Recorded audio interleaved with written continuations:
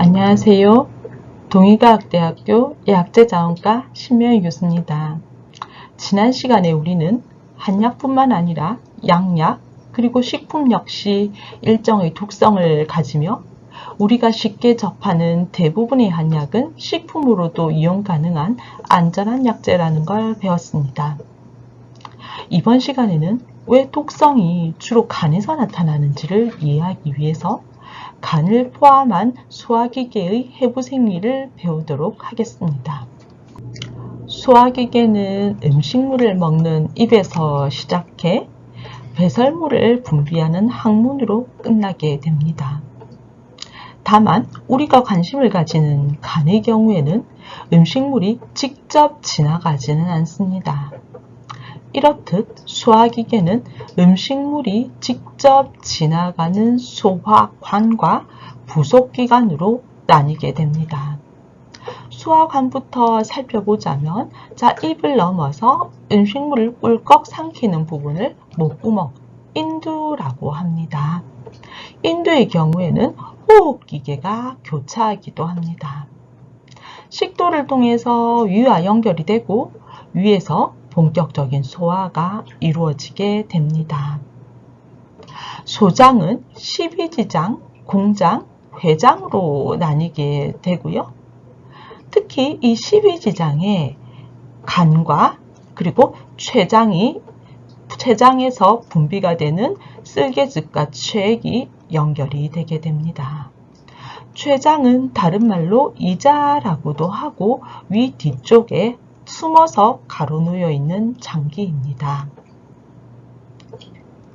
소장에서는 영양소의 소화, 흡수될 수 있는 가장 작은 단위까지 쪼개지는 것을 소화라고 하고 이후에 이 점막에 있는 모세혈관을 통해서 흡수가 이루어지게 됩니다. 이렇게 흡수된 영양소는 간을 통해서 대사가 되게 되고요. 흡수되지 않은 영양소는 대장을 통해서 수분이 흡수가 되면서 변으로 배설이 되게 되는 거지요.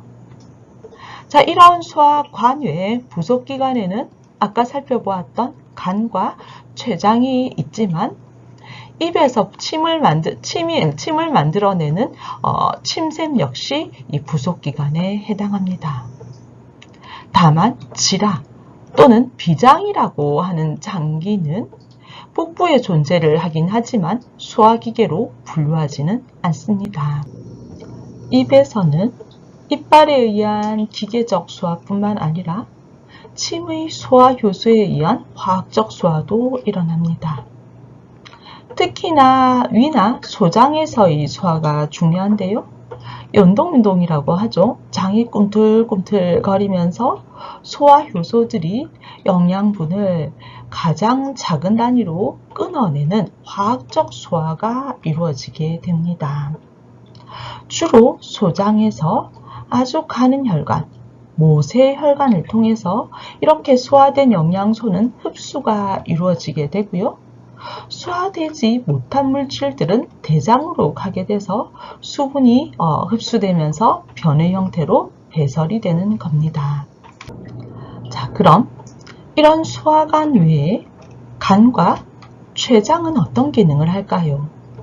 간에서는 쓸개즙을 그리고 췌장에서는 췌액을 만들어서 두 관이 십이지장의 같은 구멍으로 소화액들을 분비하게 됩니다. 십이지장은 이런 소화액들이 샘처럼 펑펑펑 샘솟는다라고 해서 샘창자라고도 하지요. 간에서 만들어진 쓸개즙은 쓸개 또는 담낭이라고 하는 주머니에 농축 저장되어 있다가 필요할 때 분비되게 되는데 쓸개즙의 주 성분인 쓸개즙산은 지질의 소화와 흡수를 도와줍니다. 췌장에서는 췌액이 분비가 되는데 췌액에는 탄수화물, 지질, 단백질이라는 3대 영양소를 모두 소화시켜주는 각각의 효소들이 다 들어있습니다. 그래서 십이지장 이후로 소장에서 영양소들의 소화가 완결되게 되는 거지요. 이런 이유로 간을 소화기계로 분류했지만 사실 간의 보다 중요한 기능은 따로 있습니다. 소장뿐만 아니라 위, 췌장, 비장, 대장 등 복부에 있는 모든 혈관은 다 간을 거치게 됩니다. 이렇게 복부에 있는 모든 혈관들이 모여서 간으로 가는 단일 혈관을 간문맥이라고 합니다. 참고로 혈관에는 동맥과 정맥, 모세혈관이 있습니다. 즉 심장으로부터 나가는 혈관을 동맥이라고 하고 심장으로 들어가는 혈관을 정맥이라고 합니다. 동맥과 정맥을 연결시키는 혈관을 모세혈관이라고 하지요.